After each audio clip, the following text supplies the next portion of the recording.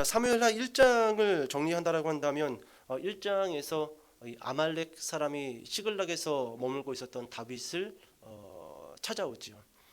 그 사람의 머리에는 먼지가 뒤집어 씌어져 있었고 옷은 찢긴 채로 다윗을 찾아옵니다. 그리고 나서 본인이 이 사울 왕을 없애고 그의 왕관과 팔찌를 빼어서 가지고 왔다라고 그렇게 거짓말을 했죠. 거짓말입니다. 자, 결국 이 사람은 그렇게 사울을 죽였다라고 거짓말을 하면은 다윗에게 큰 어떤 포상금을 받을 줄 알았지만 다윗은 그런 사람이 아니었어요. 여러분, 우리가 이 다윗에 대해서 계속 눈여겨봐야 할 것은 다윗은 절대로 누군가를 비방하고 욕하지 않습니다. 이게 우리랑 완전히 다른 면이에요. 우리는 나쁘다라고 여기는 사람은 그 사람에 대해서 비방하고 다른 사람을 만났을 때 그 사람 욕을 하는 것은 충분히 정당하다라고 생각을 하면서 욕을 합니다. 그런데 다윗은 그러지 않습니다. 오늘 본문에서도 끝까지 이 사울 왕에 대해서 선대하는 말을 계속 이어서 한다라는 거예요. 이미 죽었는데. 그래서 어떻게 사람이 자기에게 원수인데도 어떻게 욕을 안 할 수가 있을까? 비꼬는 말이라도 좀 할 수 있을 텐데 이 자기 그 마음에 맺힌 한에 대해서 이야기할 수 있을 것 같은데 다윗은 그러지 않아요. 그래서 제가 느낀 게 오늘날 기독교인들이 다윗과도 같은 성품을 가지고 있다라고 한다면 세상 사람들이 기독교인들을 확연히 다르게 보겠다. 지금은 여러분 기독교인이나 기독교에 포함되지 않은 사람이나 실제로 그 감정선이나 사는 이 모습들을 보면요 그냥 똑같습니다. 똑같아요. 그러니까 세상 사람들에게 기독교에 대해서 이야기할 게 별로 없어요. 보여줄 것도 없고 말할 것도 없어요. 우리 주변에 내 아는 우리 가족에도 교회 다니는 사람 있는데 그 사람들 똑같던데 화나면 욕하고 그냥 자기 마음에 안 들면 그냥 그냥 뒤돌아서 버리고 똑같던데. 근데 여러분, 제가 이 본문을 보면서 야, 다윗은 어쩌면 이렇게 끝까지 이 죽은 사울에 대해서도 이 나쁜 말을 안 해요. 계속 좋은 말만 그렇게 합니다. 자, 1장에서 그랬어요. 아말렉 사람은 다윗도 본인과 같은 마음을 가지고 있는 줄 착각했지요. 그리고 왕관과 팔찌를 빼앗아 다윗에게 왔지만 결국 죽지요. 다윗에게 죽임을 당합니다. 자, 결국 이 다윗은 사울 왕과 그의 아들 요나단의 죽음을 애도하며 애가를 하나 짓지요. 그리고 나서 그 애가를 야살의 책에 기록을 하라고 명령을 합니다. 그리고 그 애가의 제목은 어떤 노래였어요? 활의 노래. 그러니까 왜 활의 노래인가? 제가 말했죠. 야살의 책은 이스라엘의 이 영웅적인 사람들의 기록을 기록한 책입니다. 그래서 이 활, 영웅들, 전사들 그런 사람들을 표현하기 위해서 활의 노래라고 그렇게 제목을 짓고 이 애가를 야살의 책에 기록을 했다라는 것입니다. 지난 시간에 제가 설교를 그렇게 마쳤어요. 어떻게 다윗은 10여 년 동안 자기를 죽이려고 했던 사울 왕에게 애가를 지을 수가 있는가? 여기에는 남다른 시선이 하나가 있었지요. 우리는 우리의 원수들의 그 죄를 보지만 다윗은 죄만 본 것이 아니라 그가 그 죄로 인하여 결국 하나님 앞에서 어떠한 심판으로 죽을지에 대한 그 마지막 심판을 보고 있었기 때문에 울 수 있었던 겁니다. 근데 저는 글쎄요, 아직 저는 그런 이 성정이 없어요. 저는 솔직히 고백해서 우리 집사람도 저한테 늘 하는 이야기지만 저는 그런 성정은 없습니다. 그냥 눈앞에 보이는 대로 너는 끝났다. 내 하는 그 꼬라지를 보니까 너는 인생은 10년 후, 20년 후 볼 것도 없다. 근데 실제로 제가 살아왔던 삶의 패턴이 그랬습니다. 별반 다를 게 없어요. 제가 우리 아이들한테도 막 심하게 뭐라고 하는데, 왜냐하면 저 모습이 앞으로 30대, 40대 모습이에요. 별로 달라지는 게 없었어요. 제 주변에. 제가 좀 달라지는 학생들을 봤다라고 한다면은 그래도 너는 희망이 있어. 물론 아니라 할지라도 목회자로서 희망을 이야기해야 되는 게 맞지만 현실적인 어떤 삶을 놓고 봤었을 때 제 주변에 달려졌던 사람들이 없습니다. 중학교 때 빌빌거렸던 애들 나중에 어른 돼서도 빌빌거리고, 그런 애들 시집가고 장가가가지고 가정 힘들게 하고 본인도 가정 파탄 만들고 늘 그랬단 말이에요. 꼭 복사본처럼. 뭔가 어른이 되면 바뀌겠지. 청소년 때는 그럴 수 있어. 청년 때는 그럴 수 있어. 근데 어른이 되면 바뀌겠지. 근데 웬걸 그런 애들이 나중에 어른이 되고 가정을 꾸려서도 나중에 다시금 그와 같은 모습으로 회귀하는 모습들을 워낙 많이 봤기 때문에 저 또한 다윗처럼 축복의 말을 하기보다도 좀 정신 차리라라는 그런 좀 감정을 가지고 이야기할 때가 많지만 결국 그래도 오늘 다윗을 통해서 우리가 본받아야 할 것은 그래도 어떻게 하자? 따라해 봅시다. 축복하자. 입술이 잘 안 떨어지죠? 안 떨어지죠? 그죠? 뭐 우리 일단 우리 강신복 집사님 이름도 이제 사무엘하 4장에 보면은 자꾸 신복이가 등장을 합니다. 다윗의 신복, 사울의 신복. 아니 나 깜짝 놀랐어요. 졸면서 성경 읽다가 아니 강신복 집사님 왜 여기 등장을 하시지? 자꾸 신복이 등장을 해요. 신복이요. 예. 근데 우리가 알잖아요. 별반 달라지지 않는다라는 걸. 그래서 첫 단추가 중요하고 두 번째 단추가 참 중요하다는 것을 우리가 안단 말이에요. 하지만 다윗은 어떻게 했다? 저주했다, 축복했다? 축복했다라는 것입니다. 애가를 지을 수 있었던 그 이유 다른 게 아니에요. 나한테 잘못한 거 솔직히 속상하고 원망스럽지요. 하지만 그 사람이 그 죄로 인해 가지고 앞으로 어떻게 하나님의 심판과 저주를 받아 인생이 나락으로 떨어질지에 대해서 그것을 봤던 거예요. 그것을 봤기 때문에 울 수 있었던 것이지요. 자, 이제 사무엘하 2장은 이렇게 시작을 합니다. 그 후에 어떤 후에? 그 후가 어떤 후예요? 네, 방금 1장에 있었던 그 사건, 아말렉 사람을 이제 죽인 후에 이제 다윗이 어떤 액션을 취할 거라는 것을 암시해주고 있지요. 자, 2장 1절 같이 한번 읽어볼까요? 시작.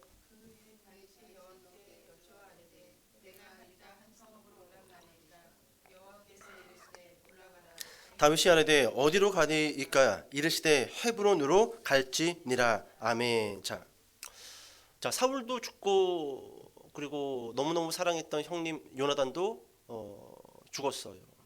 그리고 그 소식을 전한 아말렉 사람도 다윗은 청년들을 시켜서 처형시켰습니다.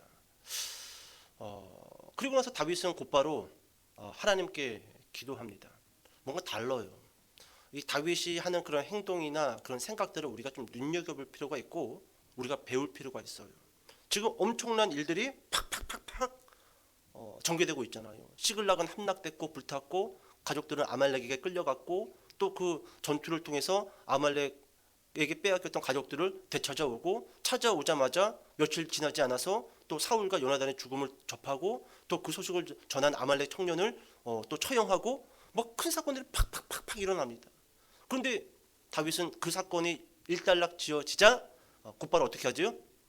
기도하라고 합니다. 기도하라고 해요. 우리 같았으면 어떻게 했을까요? 우리 같았으면 뭐 다른 데 어디 가지 않았을까? 좀 쉬어야겠다.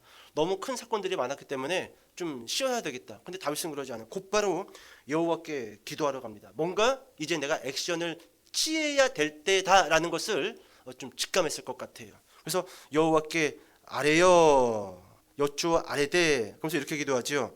내가 유다 한 성읍으로 올라가리이까.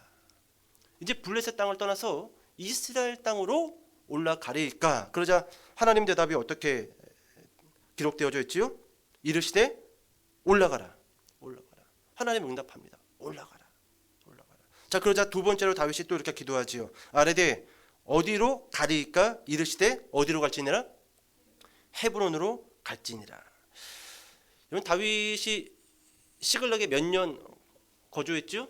앞에 성경에 기록되어져 있었는데 1년 4개월 시글락에 거주했습니다. 잘 봐요. 우리가 여기서 다윗에게 배워야 될 게 뭐냐면 다윗은 절대로 먼저 생각하고 먼저 일을 저지르지 않았다라는 거예요. 하나님이 기회를 주시고 하나님이 환경을 만들고 하나님이 응답하실 때까지 그냥 탁 놔버립니다. 놔버려요. 그러니까 스스로 어떻게 안 하려고 해요. 막 난장판을 피우고 막 엉망진창이 돼도 그냥 하나님께 기도하고 냅둬버립니다. 냅둬버려요. 왜? 하나님은 살아계시고 분명 하나님께서 어떤 방법과 어떤 때에 조치를 취할 것이다라는 것을 다윗은 그의 믿음을 통해서 우리에게 정확하게 보여줘요. 그러니까 우리가 이 다윗의 믿음을 이 공부하고 연구하면은요, 우리가 무엇을 하나 좀 배울 필요가 있냐면 그냥 냅두라는 거예요. 냅두라는 거예요. 이거 이 꼬라지 돌아가는 꼬라지가 이거 아이고 냅두세요 그냥. 화내고 내가 우리 사모한테 종종 하는 말이 있죠. 눈에 불을 떼도 냅두라. 냅두자. 저는 이게 잘 안 되긴 하지만 저도 이제 이 다윗을 통해서 조금씩 배워야 되겠어요. 냅두자 그냥. 어차피 하나님이 하실 거고 그냥 냅두자. 자, 결국 때가 왔어요. 유다로 올라가라. 유다 어디로 올라갈까요? 헤브론으로 올라가라. 자, 그러면 왜 헤브론인가? 왜냐면 헤브론은요 남쪽 유다 지파의 큰 하나의 성읍입니다. 왜 하나님이 헤브론으로 올라가라고 했는지에 대한 명확한 설명은 없지만 이 헤브론이 갖고 있는 뜻이 하나가 있어요. 뭐냐? 따라해 볼까요? 친교. 그렇습니다. 여러분 이 헤브론은요 좀 역사적으로 좀 중요한 어떤 그 의미를 안고 있는 성읍인데, 먼저 여러분 이 헤브론은 해발 927m 높은 고산지대에 위치하고 있는 요새 같은 성읍입니다. 상당히 큰 성읍이에요. 그리고 이 헤브론을 이 구약 성경 더 창세기나 출애굽기나 뭐 이 여호수아 이런 데에 보면은요 헤브론의 옛 지명이 등장을 하는데 기럇 아르바 그리고 마므레라는 지명은요 아브라함 시절 때 많이 등장했던 지명입니다. 특별히 헤브론은 어떤 역사적 의미가 있냐 하면은 여러분 아브라함이 조카 롯과 헤어진 후 처음으로 가서 거주했던 지역이 어딜까요? 헤브론이에요. 헤브론. 이것만 있는 게 아니라 아내 사라를 장사 지내기 위해서 막벨라 굴에다가 그 아내 사라를 장사하거든요. 그 막벨라 굴이 어디에 있냐면은 마므레, 곧 헤브론이에요. 그러니까 지금 다윗이 하나님께서 헤브론으로 가라. 거기는 뭐가 있어요? 하나님하고 첫 친교를 맺었던 믿음의 조상 누가 있는 거예요? 아브라함 있는 거예요. 그리고 헤브론의 그 뜻도 친교입니다. 친교.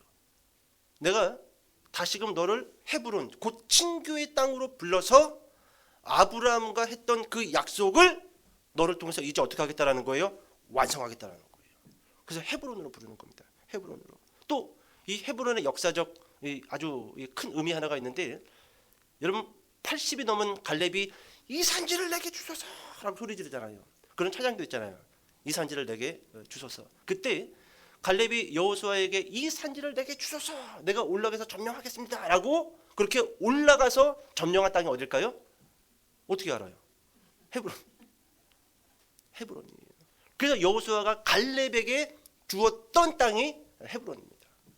그리고 이스라엘의 가장 큰 도피성이 있었던 장소가 헤브론이에요.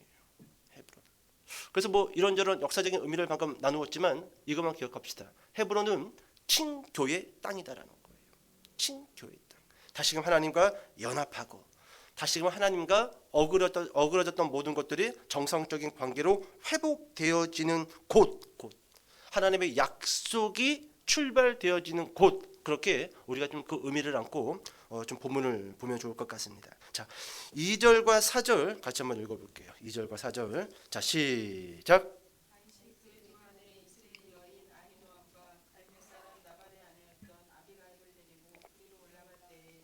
또 자기와 함께한 추종자들과 그들의 가족들을 다윗이 다 데리고 올라가서 헤브론 각 성읍에 살게 하느라.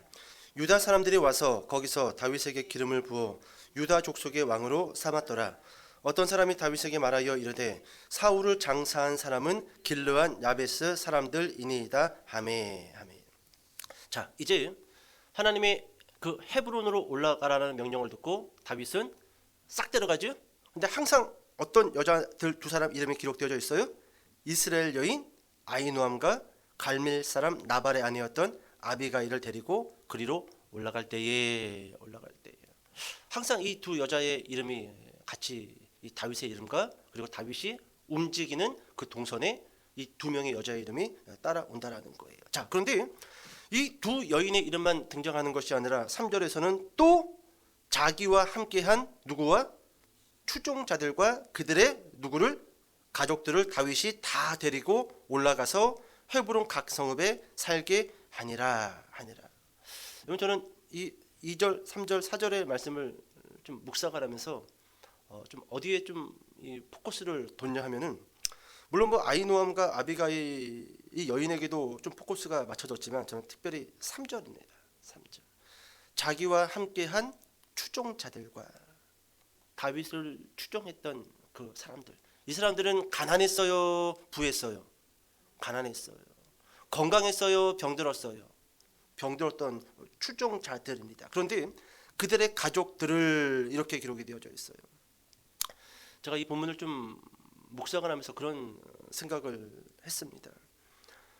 여러분, 이 사람들은 다윗을 추종을 했고 그들의 그 추종으로 인해 가지고 그들의 가족들도 다윗을 지금 따라서 이사도 가고 국경도 넘고 그렇게 쭉 이 다윗을 따라서 그들의 인생이 이 스펙트럼처럼 펼쳐지고 있다라는 거예요. 그럼 저는 이런 좀 마음이 드는 거예요. 여러분, 우리는 결국 누군가를 따른다라는 거예요. 그 무엇이 되었든지 간에. 글쎄요, 이 사람들이 정말로 다윗이 이 사무엘 선지자를 통해서 이스라엘의 두 번째 왕으로 머리에 기름 부음 받은 왕이라는 사실을 알고 쫓은 건지 아닌지는 저 정확히 잘 모르겠어요. 근데 그것에 대한 이 진위 여부가 앞으로 이 3장, 4장, 5장에서 살짝 엿보이긴 하는데, 북이스라엘 사람들도 나중에 오늘 등장하는 두 번째 왕이 죽고 나서 다윗에게 찾아와서 그것을 이야기합니다. 실은 당신이 두 번째 왕으로 사무엘에게 그 머리 위에 기름 부음 받은 왕이라는 사실을 우리는 알고 있습니다라고 그렇게 고백을 해요. 고백을 합니다. 여러분, 저는 이 다윗을 추종했던 이 사람들을 복된 사람들이다라고 좀 말해주고 싶어요. 왜냐? 비록 여러분, 다윗과 함께 십수년을 고생했어요. 나라도 떠나야 됐고 그 시글락에서 포로로 끌려가기도 하고 굶기도 하고 매를 맞기도 하고 헐벗기도 했지만 결국 시간이 지나니까 이긴 싸움이에요, 진 싸움이에요? 이긴 싸움이었던 거예요. 이긴 싸움이었던 거예요. 누구를 따를 것이냐? 오늘 여러분, 이 기독교 안에서도 얼마나 많은 이단들이 등장을 하고 지금 막 기세가 오르고 있습니까? 제가 오늘 좀 집을 나오면서 안 되겠다 싶은 마음이 문득 드는 거예요. 그래서 당장 내일 이단에 관련된 그 월간지 몇 개를 좀 연간 신청을 해서 좀 그 이단에 관련된 월간지들을 좀 읽어 나가야 되겠다. 왜냐하면 우리 기쁨의 교회는 어린이도 조금 자리가 잡히면은 계속 이단에 관련된 교육을 실시할 거예요. 전문 강사들도 초청할 거고, 그리고 좀 그들이 주장하는 교리, 그리고 이 정통적인 교리는 어디에 있는 것인가, 이런 것들을 좀 교육을 시킬 필요가 있다라는 거. 왜요? 여러분요, 교회 30년 40년 다니고도요 교리를 제대로 모르고 성경을 제대로 안 읽어가지고 이단의 한마디에 넘어가가지고 신천지나 뭐 여호와의 증인, 그리고 뭐 어머니 하나님, 또 뭐 안식교 넘어간 사람들이 얼마나 많습니까? 근데 그 사람들 추적해 들어가잖아요. 생짜배기들이 아닙니다. 오랫동안 기독교에 있었다라는 거예요. 집사라는 직분도 받고 권사라는 직분도 받고, 어떤 사람은 신학을 전공한 전도사고 목사인데도 넘어간 사람이 있어요. 예. 물론 여러분, 그 안에는 미혹의 영들이 도사리고 있습니다. 예. 하지만 분명한 신학과 분명한 성경적인 지식을 가지고 있다고 한다면, 그리고 그 성경적인 지식이 어려운 것도 아니고 정말로 구구단처럼 간편한 거고 쉬운 건데, 그거 제대로 모르고 그거 제대로 믿음으로 갖고 있지 못했기 때문에 이단에게 넘어간다는 거예요. 결국 예수를 따랐다가 누굴 추종하는 거예요? 엉뚱한 말도 안 되는 교주를 추종하고 따라간다는 거예요. 그럼 많은 사람들이 이렇게 이야기합니다. 그런 사람들 구원 받을까요? 그걸 제가 어떻게 합니까? 어떻게 알아요? 그냥 제가 해주고 싶은 말은 그겁니다. 죽는 순간까지 이단에서 벗어나지 않으면 그 사람은 지옥에 가는 겁니다. 마지막을 봐야 돼요. 마지막. 몰라요. 모릅니다. 오히려 신약 성경에서 뭐라고 이야기합니까? 이 이단들에 대해서, 미혹하는 영들에 대해서 마지막에 그냥 알곡과 쭉정이를 나누는 하나의 방편이라는 거예요. 이단들을 하나님이 그렇게 사용하신다라는 그런 메시지들도 있단 말이에요. 왜 이렇게 이단들이 득세하는가? 왜 이렇게 이단들에게 사람들이 막 미혹되고 막 절로 넘어가는가? 그냥 양과 겸손을 나누는 거래요. 우리 기쁨의 교회가 나중에 뭐 더 많은 사람들이 모였을 때 이단 하나가 쑥 들어와가지고 뭐 쑥 하면은요 벌써 여기서 알곡과 쭉정이가 나눠지는 거예요. 정말로 예수 그리스도를 추종하고 예수 그리스도를 믿고 예수 그리스도만이 나의 구원자다라고 그렇게 기도하고 그렇게 다짐하고 그렇게 따라가는 그 추종자들은 여전히 예수 그리스도에게 가겠지만 그냥 겉몸만 예수 그리스도인 것처럼 이렇게 있다가 그냥 확 넘어가 버리는 거예요. 넘어가 버리는 거예요. 요즘에는 우리 뭐 쌀 조리로 이렇게 안 하잖아요. 돌이 없으니까. 저 어렸을 때 저희 어머니 그 빨간색 그 바가지에다가 쌀 이렇게 해가지고 맨날 이렇게 조리질 하면 돌멩이 막 나오고 그렇게 해도 밥을 먹다가 아자작 씹혀요. 아자작. 여러분 그렇게 나뉜다라는 거예요. 나뉜다라는 거예요. 그래서 저는 오늘 이 자기와 함께한 추종자들 이 사람들은 참 복받은 사람들이다.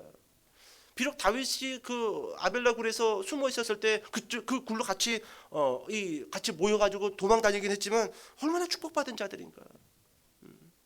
그지 같은 왕이었지만 쫓기는 왕이었지만 진짜 왕이었잖아요. 진짜 왕이었잖아요. 진짜 왕이었잖아요. 그래서 저는 이 3절의 말씀이 너무너무 마음에 와닿았어요. 툭하면 뭐 어디 큰 교회들 막 어떤 목회자들 막 사건들 터져가지고 막 성도들 다 떠나고 그 사람들 얼마나 마음이 아플까요? 또 목회자는 잘못 만나가지고 그래도 나 괜찮은 목회자인 줄 알고 그 사람 말 듣고 그 사람 설교도 적고 그렇게 목회자를 위해서 기도하고 있는데 나중에 또 보니까 아닌 거야. 근데 이 다윗과 함께한 추종자들은 이 얼마나 복받은 사람들인가. 얼마나 복받은 사람인가. 저는 여러분들도 정말로 온전한 예수 그리스도만 따르고 그분만을 추종하는 좀 성도들이 되기를 축복합니다. 정말 우리 인생이요 이상한 놈 하나 잘못 만나가지고 잘못 따라가면은요 인생 그대로 끝장나는 게 우리 인생이에요. 자기와 함께한 추종자들. 제가 이번 주 주일날 밥 먹고 전도를 하는데 여기 밑에서 여기서 붕어빵 굽는 아주머니한테 물티슈 하나 주려고 했더니 교회 다녀요 그러는 거예요. 근데 눈이 살짝 째려보는 눈빛이야. 마스크를 쓰고 있는데. 그래서 갔다가 다시 왔어요. 어디 교회 다녀요? 저는 심술이 나가지고 눈빛이 아무래도 심상치가 않아. 어디 교회 다니세요? 그러니까 한참 이랬더니 하나님의 교회예요. 또 갔어. 다시 또 왔어. 나 심술이 나가지고 제가 잘 몰라서 그런데 하나님의 교회는 교단이 어디예요? 뭐 교단이 어딨어? 그게 이단이지 뭐. 안산홍중이네. 어머니 하나님 장길자. 그게 하나님의 교회인데. 근데 전 모른 척했어요. 하나님의 교회 그게 순복음이에요? 그 교단이 어디 그러니까 참 두려운 눈빛으로 날 쳐다보더라고. 그랬더니 뭐 교단이 뭐냐고 자꾸 추궁하니까 우리 교회는 뭐 말씀을 말씀대로 가르치는 그제 그랬죠. 뭐 말씀을 말씀으로 다 안 가르치나요? 교회도 다 말씀을 가르치지? 그리고 얼른 나와버렸습니다. 나왔어요. 근데 좀 안타깝기도 하고 왜 장길자 어머니 하나님을 추종할까? 성경에 등장하는 어머니나 다 장길자라고 해석을 하거든요. 근데 앞뒤 문맥을 같이 읽으면요 진짜 말도 안 돼요. 국어 점수가 10점, 20점짜리들이나 이 어머니가 어머니 하나님 그 장길자라고 속지 한 30점만 나와도요 이 어머니가 그건 전혀 다른 거예요. 전혀 다른 겁니다. 은유적인 표현이고 문맥을 통해서 어머니를 읽으면은 그게 이 남성 하나님만 있는 게 아니라 여성 하나님도 있다. 그러니까 어머니 하나님도 있으니까 그게 저 장길자다. 이게 도대체 말이 되냐라는 거예요. 말이 되냐라는 거예요. 여러분 다시 한번 여러분들에게 좀 부탁드리고 싶은 것은 그거예요. 오늘 이 다윗을 추종했던 그 사람들. 근데 봐요 여러분. 다윗이 헤브론으로 올라갈 때 우리가 알잖아요. 이 불량배들이 있었단 말이에요. 전리품을 나눠 가졌을 때. 그러면은 저 같으면은 저놈들은 좀 불량스러운 놈들이니까 좀 떼놓고 가자. 왜? 이제 하나님이 헤브론으로 올라가서 너가 이제 왕이 될 거란 말이죠. 그러면 내 주변에 저런 껄렁껄렁하고 전리품 나누기 싫어가지고 안 주겠다라고 땡깡 피는 저런 놈들을 굳이 데려갈 필요가 있을까요? 근데 오늘 본문을 보니까 다윗은 다 데려갑니다. 내 사람이라는 거예요. 여러분 예수님은 그러지 않나요? 결국 여러분 우리가 모나고 자빠지고 깨지고 성깔머리 더럽더라도 결국 우리가 예수 그리스도 앞에 신앙을 고백하고 성령을 받았다라고 한다면요, 결국 하나님은 우리를 끝까지 그 구원의 반열에서 이탈되지 않게끔 우리를 데리고 어디로 갈까요? 영적 헤브론까지 인도하신다라는 거예요. 실제로 여러분, 다윗은 충분히 버릴 만한 사람을 버릴 만한 자격이 있고 권력이 있는 사람입니다. 근데 안 버려요. 마찬가지인 것 같아요.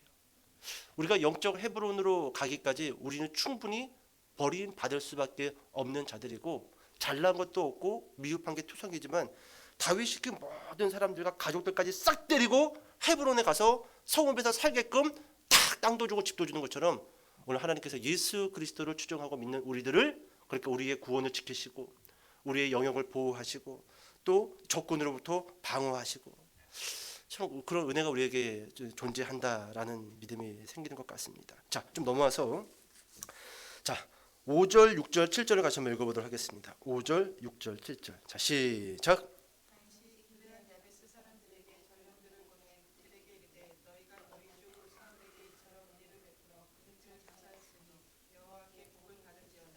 너희가 이 일을 하였으니 이제 여호와께서 은혜와 진리로 너희에게 베푸시기를 원하고 나도 이 선한 일을 너희에게 갚으리니 이제 너희는 손을 강하게 하고 담대히 할지어다. 너희 주 사울이 죽었고 또 유다 족속이 내게 기름을 부어 그들의 왕으로 삼았음이니라 하니라. 아멘. 자, 이제 드디어 어떤 이 성읍의 사람들이 등장을 하죠? 길르앗 야베스. 길르앗 야베스 사람들은 누구에게 특별히 은혜를 입었던 성읍이죠? 사울입니다. 기억나시죠? 예, 기억나시죠? 그래서 여러분, 길르앗 야베스 사람들은 지금 다윗이 헤브론에 와서 왕이 되지만 여러분, 그들은 이들의 표심은 누구를 향할까요? 사울이에요. 비록 사울이 죽었지만 사울의 그 왕가가 몰락한 건 아니란 말이에요. 그래서 오늘 이 방금 읽었던 이 본문 안에는요, 다윗의 또 다른 그 속내 한 가지가 숨겨져 있다라는 거예요. 자, 먼저 여러분 5절 다시 한번 보시면은, 다윗이 길르앗 야베스 사람들에게 전령들을 보내 그들에게 이르되 너희가 너희 주 사울에게 이처럼 은혜를 베풀어 그를 장사하였으니 여호와께 복을 받을지어다. 사울에 대해서 악한 말을 해요, 안 해요? 안 하죠? 안 합니다. 자, 6절도 너희가 이 일을 하였으니 이제 여호와께서 은혜와 진리로 너희에게 베푸시기를 원하고 나도 이 선한 일을 너희에게 갚으리니. 자, 우리가 눈여겨봐야 될 게 6절에 여호와께서 은혜와 진리로 너희에게 베푸시기를 원하고, 이 은혜와 진리를 무엇을 뜻하는 걸까요? 은혜와 진리가, 그게 여러분 7절이에요. 이게 다윗의 속내입니다. 7절 다시 한번 읽어봅시다. 시작. 이제 너희는 손을 강하게 하고 담대히 할지어다. 너희 주 사울이 죽었고 또 유다 족속이 내게 기름을 부어 그들의 왕으로 삼았음이니라 하니라. 스며시 다윗이 무엇을 이야기해요? 사울은 죽었고 나는 유다에서 왕이 됐다. 그래서 여러분, 이 6절 중반부에 여호와께서 은혜와 진리로 너희에게 베푸시기를 원하고 나도 이 선한 일을 너희에게 갚으리니. 그래서 이런 말을 하는 거예요. 쉽게 설명하면 무슨 말이냐면은 나한테 붙으라는 거예요, 말라는 거예요? 붙으라는 거예요. 너희들이 사울 왕에게 선대했으니 나도 너희를 선대할 수 있도록 나에게 붙으라는 겁니다. 이게 말을 한 2바퀴 3바퀴 돌려서 표현하는 거예요. 이게 외교적인 말이지요. 그래서 여러분, 외교적인 말이 어려워요. 그냥 우리 같으면 뭐 저렇게 말을 돌려, 국회의원들은 그냥 똑바로 말을 이야기 좀 했으면 좋겠어. 그냥 말한 이야기를 저렇게 돌리고 그럴까? 근데 외교적인 말이 그래요. 긴 듯 아닌 듯 아닌 듯 긴 듯 그렇게 이야기를 한다라는 거예요. 자, 결국 다윗은 지금 길르앗 야베스에게 전령들을 보내서 사울에게 선대했던 것을 좋게 여긴다라고 표현을 하면서 길르앗 야베스 사람들의 그 마음을, 환심을 사기 위한 어떤 그 전령들을 보냄을 보여주고 있다라는 겁니다. 좀 이제 넘어가 봅시다. 8절부터 11절까지입니다. 자, 시작. 이스보셋을 데리고 마하나임으로 건너가 길르앗과 아술과 이스라엘과 에브라임과 베냐민과 온 이스라엘의 왕으로 삼았더라. 사울의 아들 이스보셋이 이스라엘 왕이 될 때에 나이가 40세이며 2회 동안 왕위에 있으니라. 유다 족속은 다윗을 따르니 다윗이 헤브론에서 유다 족속의 왕이 된 날 수는 7년 6개월이더라. 아멘. 자, 8절에 보니까 사울의 군사령관 넬의 아들 누구요? 아브넬 잘 기억하세요. 이제 곧 죽습니다. 이 사람 곧 죽어요. 근데 여러분 이 사울 왕의 군 사령관이 바로 아브넬입니다. 그리고 사울 왕은 죽었지요. 그러면 실질적으로 지금 이스라엘의 실질적인 권력을 가지고 있는 사람이 누굴까요? 아브넬이에요. 이 아브넬이 가지고 있는 권력은요, 지금까지 다윗도 그 권력 앞에 도전할 수 없는 권력이에요. 아브넬이 통치하고 있는 북쪽 이스라엘입니다. 그런데 여러분 아브넬은 왕가의 사람이 아니니까 왕이 될 수 있어요, 없어요? 없지요? 그러니까 꾀를 낸 거예요. 사울의 왕 가운데 하나의 아들 하나 살아 있었다고 지난번에 이야기했죠? 자, 사울의 아들 이름 뭐예요? 이스보셋을 데리고 마하나임으로 건너가 거기서 왕으로 추대합니다. 그리고 뒤에서 어떻게 하겠다는 거예요? 아브넬이 조종하겠다는 꼭두각시 바지사장. 자, 그런데 여러분 10절을 보니까 사울의 아들 이스보셋이 이스라엘 왕이 될 때의 나이가 몇 세이며 40세이며 2해 동안 왕위에 있으니라. 잘 봐요. 40세에 왕이 되었고 몇 년 동안 왕이 있었어요?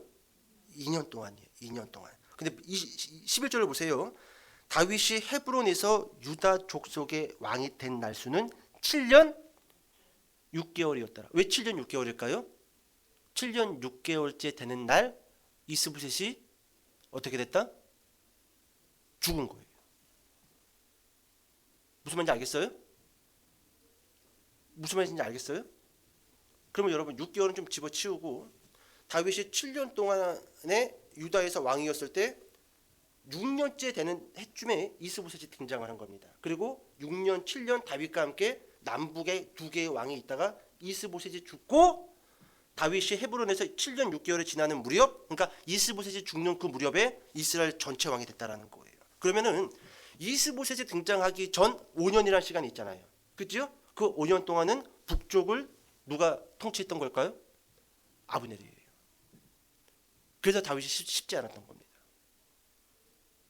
5년 동안 아브넬이 북쪽을 통치를 했고 본인이 왕이 될 수 없었기 때문에 5년이라는 시간이 지날 무렵에 이스보셋을 왕으로 추대를 해서 앉혔던 거예요. 그리고 다윗과 함께 두 왕으로 진행하다가 2년째 되는 해에 이 아브넬이 이스보셋을 배반합니다. 배반을 해요. 그리고 먼저 아브넬이 죽고 그리고 나서 잠시 후 이스보셋도 2명의 부하죠. 장수. 2사람에 의해서 칼에 찍히고 머리가 베어진 채 죽어요. 죽습니다. 그건 이제 우리가 3장과 4장에 가서 보게 될 겁니다. 자, 여러분 제가 여기서 한 가지 말씀드리고 싶은 것은 이겁니다. 자, 5년이니까 다윗이 총 7년 6개월인데 전 5년 동안 아직 이스보셋은 등장하지 않았고 아브넬이 위에 있었단 말이죠. 그런데 오늘 보면 이따 잠시 후에 볼 것을 본문을 보면은요. 다윗의 오른팔 장군이었던 요압과 그리고 북쪽 이스보셋을 왕으로 세웠던 아브넬이 한 지역에서 이 싸움이 붙습니다. 싸움이 붙어요. 근데 그 싸움이 이 칼의 벌판이라는 이스라엘의 전통으로 그 지명의 이름이 남는데 어떤 싸움을 붙냐면은 이 다윗의 신복이었던 이 요압이 12명을 그리고 아브넬의 신복이었던 그 병사 12명을 내보냅니다. 그리고 그 12명이 각각 제가 봤을 땐 그래요. 머리끄댕이를 잡고 칼로 옆구리를 찔러서 누가 빨리 죽느냐. 이걸 시킵니다. 이걸 시켜요. 그래서 이 싸움을 해가지고 12명, 24명이 다 죽어요. 죽지요 당연히. 깡장으로 보겠다라는 거. 근데 결국 이 머리끄댕이를 잡고 옆구리를 칼로 막 찔러가지고 누가 먼저 죽이느냐 이 짓거리를 했는데 결국 여기에서 이 다윗의 신복이었던 자꾸 신복이 나온다 그랬죠. 신복이었던 요압 장군이 그 기세가 이깁니다. 이겨요. 그래가지고 압도적으로 승리를 합니다. 12명이 죽고도 다윗 편이었던 그 병사들은요 7명밖에 안 죽어요. 근데 아브넬의 병사였던 그 이스보셋의 병사들은요 무려 340에서 50명 가까이가 죽습니다. 엄청난 쪽수죠? 다윗 쪽은 7명이 죽고 12명씩 제외하고 그 이후에 붙은 싸움에서 다윗 쪽은 7명이 죽고 이쪽은 348명이 죽어요. 제 기억으로. 그럼 압도적이란 말이죠. 근데 봐요 그러면 제가 말씀드리고 싶은 건 이거예요. 왜 다윗이 전 5년 동안 아직 이스보셋이 등장하지 않고 아브넬이라는 군사령관이 그 북쪽 이스라엘을 통치하고 있었을 때 압도적으로 싸움을 잘한단 말이에요. 근데 왜 공격하여 올라가지 않았냐라는 거예요. 우리가 여기서 배워야 될 것 또 똑같습니다. 다윗은요 절대로 먼저 움직이지 않습니다. 그러니까 이거예요. 쉽게 정리하면은 다윗은 하나님이 그 길을 여실 때까지 철저하게 이 수동적인 인간으로 움직입니다. 지금까지 그랬잖아요. 다윗이 헤브론으로 오고 싶어서 계획을 세워서 온 거예요? 아니죠? 아니에요. 하나님이 헤브론으로 오라고 했고 하나님이 네가 왕이 될 거라고 했기 때문에, 그러니까 어떻게 보면 다윗은요 철저하게 스트레스를 안 받는 성격입니다. 냅둬버려요. 그렇다고 방관하자라는 게 아니에요. 이 방관과 냅둬버리는 건 다른 겁니다. 근데 다윗은 냅둬버립니다. 하나님 알아서 하시겠지. 그리고 기도만 할 뿐이에요. 알아서 될 때까지. 그리고 그게 7년 6개월 동안 다윗은 기다려요. 얼마나 깝깝했을까요? 왕이 되겠다라고 헤브론을 하나님이 올라가서 올라갔는데 7년 6개월 동안 아브넬이 5년 동안 통치하고 이놈이 이번에는 사울의 아들 이스보셋을 찾아갖고 와가지고 왕으로 세웠어. 이건 또 뭐야? 사울 죽어서 끝난 줄 알았더니, 그리고 하나님이 올라가라고 해서 헤브론으로 올라갔는데 이건 뭐야? 7년 6개월 동안 오히려 왕이 하나 더 생겼어. 그냥 빨리 쳐버렸으면 그냥 끝났을 텐데 이거 뭐지? 근데 다윗은 끝까지 기다려요. 끝까지 기다립니다. 이게 여러분 우리가 가져야 할 삶의 자세이고 그리고 믿음의 자세라는 거예요. 자, 이제 좀 정리합시다. 자, 2장 30절, 31절, 32절 같이 한번 읽어봅시다. 시작. 요압이 아브넬 쫓기를 그치고 돌아와 무리를 다 모으니 다윗의 신복 중에 19명과 아사엘이 없어졌으나 다윗의 신복들이 베냐민과 아브넬에게 속한 자들을 쳐서 360명을 죽였더라. 무리가 아사엘을 들어올려 베들레헴에 있는 그의 조상묘에 장사하고 요압과 그의 부하들이 밤새도록 걸어서 헤브론에 이른 때에 날이 밝았더라. 아멘. 아멘. 여러분 30절에 보니까 다윗의 신복 중에 19명, 그러니까 12명이 죽고 또 몇 명이 더 죽은 거예요? 7명은 나중에 죽은 거라고 이야기했죠. 그리고 이름이 하나 등장하죠. 누구예요? 아사헬. 잘 봐요. 이 아사헬의 죽음으로 인해 가지고 나중에 아브넬이 죽게 되는데 잠깐 그 스토리를 제가 설명하고 오늘 설교 마치겠습니다. 여러분 아까 전에 12명씩 머리끼덩이 잡고 옆구리를 칼로 찔러서 누가 먼저 죽느냐 이거 했잖아요. 네? 그죠? 그리고 나서 아브넬 쪽이 기세가 눌려가지고 도망갔단 말이에요. 그리고 348명이 이 죽임을 당하는데 그때 그 사울의 그 사령관이었던 아브넬 뒤를 쫓았던 한 사람이 있었어요. 그게 누구냐면은 아까 다윗의 오른팔 사령관이 누구라고 했어요? 요압. 근데 요압은요 삼형제입니다. 요압 그리고 아비새 아사엘이에요. 방금 읽었던 아사엘. 사무엘 2장 30절에 죽은 자들의 명단에 그 이름 하나 올라가냐. 그 아사엘. 요압, 아비새, 아사엘. 이 사람은요 이 세 사람은 형제인데 엄청나게 싸움을 잘하는 장군들입니다. 그런데 이 아사엘을 성경에서 설명하기를 이 들노루처럼 발이 빠르더라. 발이 겁나게 빠르던 사람이라는 거예요. 근데 누구만 쫓아가요? 아브넬만 따라갑니다. 그러니까 아브넬이 알아요. 같은 이스라엘 같이 싸웠던 애들 사람들이잖아. 같은 편이었잖아 전에는요. 그러니까 아사엘아, 네가 왜 자꾸 나를 따르느냐? 왼쪽에도 청년 병사가 있고 왼쪽에도 청년 병사가 있으니 너는 그들 중에 하나를 죽이고 그냥 돌아가라. 굳이 나를 따라와서 내가 너를 죽일 필요가 있겠느냐? 내가 널 죽이면은 네 형 요압을 내가 어떻게 보느냐? 오랫동안 같이 전장을 누볐던 그런 전우인데 내가 네 형 요압을 어떻게 보겠느냐? 그런데 이 이야기를 듣고 아사엘이 웃기는 소리 하지 마십시오. 그러고 나서 나는 오늘 너를 죽일 거니까 그 입 다물어라. 그리고 뒤를 연락 쫓아가요. 발이 빠르다 그랬지요? 점점 도망가는 아브넬. 점점 가까워지고 있는 아사엘. 가까워졌을 때 아브넬이 창으로 뒤로 확 찔러버립니다. 보통 영화에서 그런 거 봤잖아요. 그러니까 막 뛰다가 그대로 창이 배를 뚫고 아사엘이 죽어요. 자, 이 사건을 목격한 형 아비새와 요압이 가만히 있을까요? 일단은 이 싸움은 여기서 일단락을 짓습니다. 그리고 이제 다음 장 3장과 4장과 5장을 쭉 넘어가 보면은요, 결국 이 아브넬이 그의 왕 이스보셋을 배반하고 다윗을 찾아왔다가 헤브론에 그리고 돌아가는데 요압이 전쟁을 치르고 헤브론에 와서 조금 전에 아브넬이 다윗 왕을 만나고 돌아갔다는 소식을 듣고 얼른 전령들을 아브넬에게 보내요. 그리고 성경은 자세하게 설명하지 않지만 아마 이럴 것 같습니다. 아, 우리 다윗 왕이 뭐 준다라고 했는데 그냥 갔습니다. 다시 와서 왕에게 그걸 받고 돌아가십시오. 전령들이 모시고 옵니다. 모시고 왔을 때 누가 아브넬을 죽여버릴까요? 요압이. 그래서 결국 다윗이 이 아브넬을 위해서 또 애가를 지어요. 욕을 하지 않습니다. 그리고 나서 그 요압과 아비새에 대해서 저주를 해요. 너희 집에는 이제부터 계속 걷지 못하는 자와 나병한 자와 저주를 합니다. 결국 여러분 나중에 다윗이요 눈 감을 때 저 요압을 죽이라고 명령해요. 아들들에게. 그만큼 성격이 더럽고 독단적이고 잔인한 인간들이. 다윗이었으니까 그 밑에서 이 머리 숙이고 있었지. 솔직히 다윗도 좀 이 뭐라고 할까요? 좀 거리감을 두고 싶었던 장소들이 무서웠던 인물들입니다. 어떻게 보면 사무엘 하루 다 봤네. 이러면 안 되는데. 자, 이제 설교를 마치겠습니다. 여러분 아까 전에도 이야기했지만 다윗은 충분히 그 헤브론 7년 6개월 동안 북쪽을 쳐서 올라갈 수 있었습니다. 실제로 붙어보니까 뭐 우리 쪽은 7명밖에 전사를 안 했지만 그쪽은 348명, 12명 합치면은 360명이 금방 전사했어요. 근데 왜 다윗은 압도적으로 이길 수 있는 싸움을 싸우지 않았던 것인가? 이거예요. 조금 전에 이야기했지만 그 하나님께서 정하신 그때를 내가 찾아가지 않고 찾아오도록 나는 기다리겠다는 거예요. 되게 어렵죠. 이게 어려워요. 계속 하나님은 오늘도 우리에게 무엇을 이야기하시는가? 기다리라는 거예요. 참으라는 거예요. 결국 이길 거라는 거예요. 이길 거라는 거예요. 아까 전에 제가 잠깐 그 이단들에 대한 이야기를 했지 않습니까? 좀 염려스럽기도 해요. 워낙 많은 이단들이, 그리고 더 많은 이단들이 더 많은 사람들을 미혹하여 끌고 들어갈 겁니다.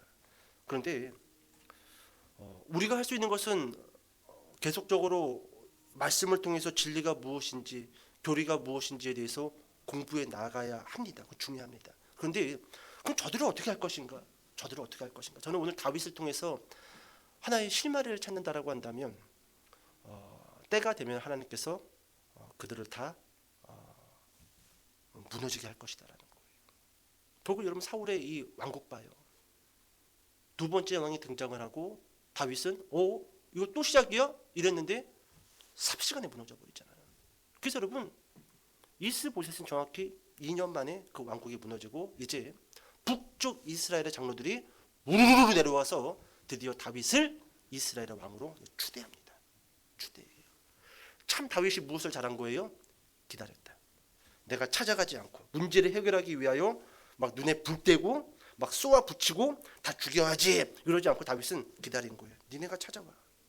그리고 하나님도 그것을 인정했어요. 기다려. 때가 되면 내가 다 알아서 처리할 거니까 너 굳이 뭐 눈에 불 떼고 소리 지르고 막 열내고 쫓아다니고 그럴 필요 하나도 없다.